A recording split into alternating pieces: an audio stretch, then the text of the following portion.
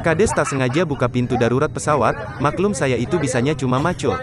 Pengalaman Sudarto, 57 tahun, saat pertama kali naik pesawat, berakhir dengan kejadian yang sepertinya tak akan ia lupakan.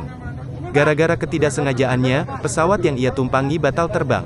Saat itu, Kepala Desa Kades Ngelebak di Kabupaten Blora, Jawa Tengah, ini membuka pintu darurat pesawat Citylink rute Jakarta-Blora.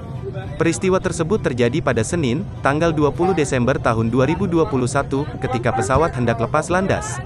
Baru pertama kali lucu, ya Allah, karena keterbatasan pengetahuan tentang dunia kemajuan, itu ketinggalan, maklum saya itu bisanya cuma macul, mencangkul, desa saya sangat pelosok, ujarnya, Selasa tanggal 21 Desember tahun 2021.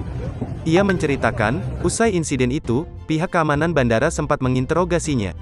Terus saya ditanya dan dibawa ke kantor, terus saya ditanya lagi, saya juga tanya, sekiranya saya kena, sanksi apa? Sanksinya hanya tiketnya hangus. Terus saya disuruh untuk membuat surat pernyataan, dan saya tanda tangani bahwa di situ saya enggak tahu sama sekali cara terbang, ucapnya.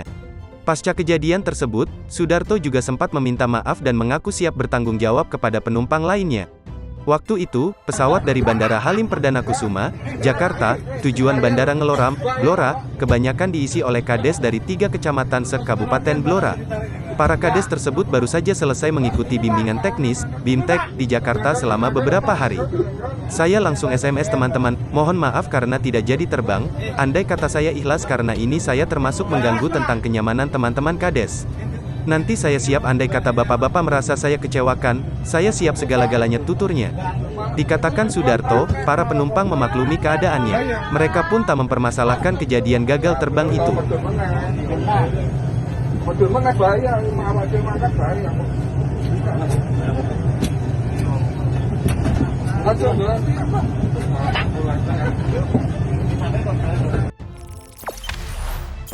Jangan lupa subscribe, share, komen, dan like ya.